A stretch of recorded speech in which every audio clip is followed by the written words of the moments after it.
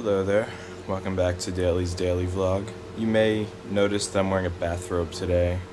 I didn't feel like getting dressed, I just felt like throwing this on, and it's kind of cold anyway. And I kind of feel like I should have like a pipe or something. So I'm like, hello, I'm the Godfather. Or like have, you know, it'd be like, welcome back to Reader's Theater. You know, like how Cookie Monster used to do that on Sesame Street when he would talk about books and he'd be in like a leather armchair and be wearing a bathrobe. Maybe that's how I'll teach my classes, because as I've said, I am a secondary ed major as well as being English as my focus.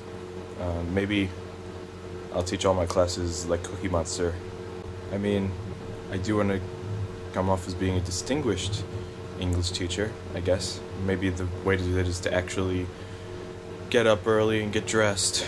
Speaking of teaching, I'm supposed to do this class observation project where I go into a high school and watch a class being taught. And I'm really nervous about that because mainly the scheduling thing, the first hurdle is like kind of actually like calling schools and figuring out. I called the high school I graduated from and they said I could do it, but there's a conflict because I go to school in Westchester and I would have classes on the same day as like the observations, and I have to commute 2 hours, and I only have 1 hour from when the time they said that like I would be observing until my first class.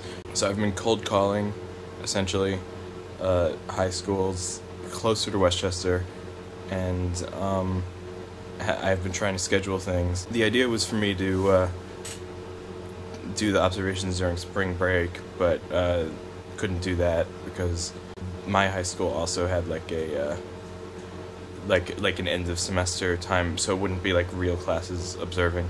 So I have to do it when I get back to Westchester. This cold calling thing for schools closer to Westchester is making me nervous and bringing back some really bad memories of when I worked as a telemarketer. Have I ever said that I worked as a telemarketer? Because I worked as a telemarketer and I liked the job. I liked being at the place that I was working for because it was a theater, and I love theater, and my coworkers were awesome and my bosses were awesome too. I wasn't good at that job at all. Some people, it's a blessing to have that job because they're like, they can just sell tickets on the phone and they have the charm. With me, it was more like, hello, yeah, there are tickets up for grabs, you want some? And then at that point, they'd usually just kind of curse me out or something. I did make a few sales, so I did something right at some points, or certain people took pity on me. But I learned one thing, and that's not to like persistently call back like every day. So I called a school like 2 days ago that I'm really interested in observing at, but I don't want to call them back today because I'm afraid of being yelled at.